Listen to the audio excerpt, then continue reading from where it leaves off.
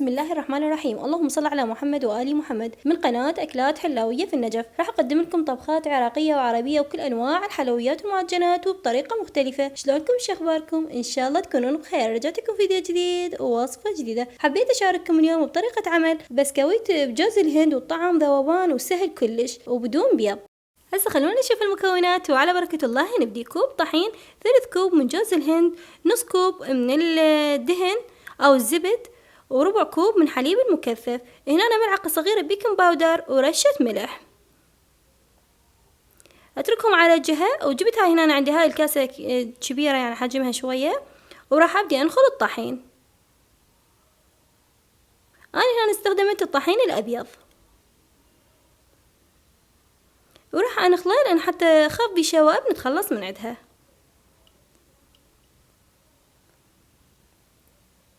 ومن بعد ما نخلته كل زين راح أضيف عليه المبروش أو جوز الهند. أنا هنا استخدمت الخشن يكون طعمه كلش طيب. وأكيد ما ننسى رشة الملح والبيكنج باودر. بيكنج باودر تقريبا ملعقة شاي صغيرة. وأكيد هنا أنا راح أضيف السمنة أو الزبد النباتي أو الحيواني اللي عندكم وتفضلوه. أنا هنا استخدمت زبد. وراح أحكي لكم قصة بالفيديو، يا ريت تقولوا لي شنو رأيكم بيها وشنو اللي فهمتوه وتعلمتوه من عندها.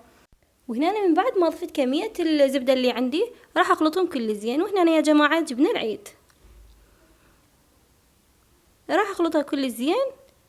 ومن بعدها أضيف الحليب المكثف. وإذا ما كان متوفر عندكم حليب المكثف تقدرون تحضروه أنتم بالبيت، كل سهل وطعمه يكون طيب. إذا كان عندكم الحليب طيب، اللي هو ملعقتين سكر مطحون وملعقتين حليب باودر، نخفقهم بمي ملعقتين تقريبا تدريجيا، المي نضيفه لأن ما ينطينا القوام المناسب. وهسه هنا مثل ما تشوفون بديت أخلط بيه كل زين لحد ما يتشكل عندنا عجينة. ما راح نضيف له أي سوائل بعد، نكتفي بس بالحليب والمي اللي موجود بالزبد. قصتنا لليوم تقول: يحكى أن تاجر كان لديه ابن يشكو من التعاسة، ولكي يعلمه معنى السعادة أرسله لأكبر حكيم موجود بذلك الزمان.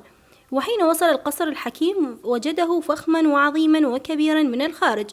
وحين دخله سأل الحكيم: هل لك أن تخبرني بسر السعادة؟ فرد الحكيم: أنا ليس لدي وقت لأعلمك هذا السر، ولكن أخرج وتمشى بين جنبات هذا القصر ثم أرجع لي بعد ساعتين. وهنا أنا مثل ما تشوفون عجينتنا صارت كلش حلوة وقوامها يتجنن. أتركها على جهة ترتاح على ما أبدي أحضر الجوز الهند أو المبروش. ومثل ما قلت لكم أنا أستخدم الخشن يكون طعمه كلش طيب، وراح أضيف عليه ملعقة شكر كبيرة. وتقدرون تزيدون بكمية الشكر، بس أنا أحس هاي الكمية كلش مناسبة. وبالمناسبة مثل ما قلت لكم البسكويت هذا ما راح يكون طعمه كلش حالي. وهنا أنا جبت صينية بها ورق الزبدة حتى ما يلتصق عندنا البسكويت، وأبدي أشكل بالبسكويت. هنا أول بداية شكلته على شكل أصابع بس ما حسيت شكله حلو، فمن بعدها راح أبدأ أسويه على كرات صغيرة وأستمر على نفس الطريقة إلى أن أخلص الكمية كلها. وهسه نرجع لقصتنا، ويا ريت تقولوا لي شنو رأيكم بها. ومثل ما حكينا قبل شوية الحكيم قال له روح وارجع لي بعد ساعتين. ووضع بين يديه ملعقة بها قليل من الزيت وقال له: ارجع لي بهذه الملعقة وأحرص على لا يسقط منها الزيت. فخرج الشاب وطاف بكل نواحي القصر، ثم رجع إلى الحكيم فسأله: هل رأيت حديقة القصر الجميلة المليئة بالورود؟ قال الشاب: لا. فسأله مرة أخرى: هل شاهدت مكتبة القصر وما فيها من كتب قيمة؟ فرد الشاب: لا. فكرر الحكيم سؤاله: هل رأيت التحف الرائعة بنواحي القصر؟ فأجاب الشاب: لا. فسأله الحكيم: لماذا؟ فرد الشاب: لأني لم أرفع عيناي عن ملعقة الزيت خشية أن يسقط مني، فلم أرى شيئا مما حولي بالقصر. فقال له الحكيم: ارجع وشاهد كل ما أخبرتك عنه ووعد لي. ففعل الشاب مثل ما قال الحكيم وشاهد كل هذا الجمال ورجع إليه. فسأله الحكيم: قل لي ماذا رأيت؟ وهنا أنا نرجع للبسكويت مالتنا. من بعد ما كملت كل الكمية وتشكيلهم بهذا الشكل، ندخلهم الفرن حامي على درجة 200 أو 180 فوق وتحت لمدة 5 دقائق، وننتظرها أو نشوفها لحد ما تاخذ لون ذهبي نطلعهم. وأكيد تنتظروها لحد ما تبرد. ومثل ما تشوفون هذا يكون شكلها كلش حلو وطعمه كلش طيب، وما أحكيكم عن الريحة اللي ترست البيت.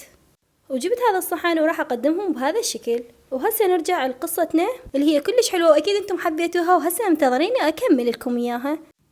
فسأله الحكيم: قل لي ماذا رأيت؟ فانطلق الشاب يروي ما شاهده من جمال وهو منبهر وسعيد. فنظر الحكيم لملعقة الزيت بيد الشاب فوجد أن الزيت قد سقط منها، فقال له: انظر يا بني، هذا هو سر السعادة. فنحن نعيش في هذه الدنيا وحولنا الكثير من النعم، ولكننا نغفل عنها ولا نراها ولا نقدرها لانشغالنا عنها بهمومنا وصغائر ما في الحياة. السعادة يا بني أن تقدر النعم وتسعد بها وتنسى ما لم بك منه الهموم من مشاكل مثل ملعقة الزيت، نسيتها حين التفت للنعم من حولك فسقط الزيت. وشنو رأيكم بقصتنا؟ طبعا أكيد كلش حلوة وواضحة وما يحتاج أحكيكم شنو المعنى الكبير اللي بيها. وهنا مثل ما تشوفون عندنا البسكويت زينته بجوز الهند أو البغراش والورد المحمدي أو الورد المجفف. وبصراحة الريحة كلش طيبة إذا كنتم محبين جوز الهند، طعمه خطير، جربوه راح يعجبكم هواية. وإذا حبيتوا يكون كلش يعني مقرمش، لو البسكويتة كلش رقيقة راح تكون عندكم كلش هشة وطعمها يكون أطيب. وهنا أنا الشعر بنات الأولاد اشتروا وحبوا ينطوني فكان طعمه طيب وحبيت أصوره بالفيديو. بس بعد جمال مو يستحق تسوي له مشاركة للأصدقاء؟ بصراحة طعمه كلش طيب والريحة خطيرة، جربوه راح يعجبكم كلش هواية. وبصراحة ما يكلف هواي، مكوناته كلش سهلة وبسيطة والطعم فتشي خرافي. وهنا أنا هذا الشعر بنات طعمه كلش طيب. كتبوا لي انتم شنو تسموه. احنا هنا بالعراق نسميه شعر بنات، واني سامعة ببعض الدول يسموه غزل البنات.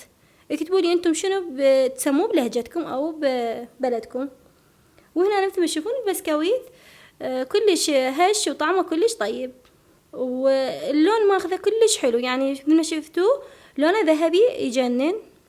وإذا طبقتوا أي وصفة من وصفاتي وحبيتوا تشاركوني إياها، يا ريت تدزولي التطبيقات على الانستا، وأكيد هذا الشي راح يسعدني هواية.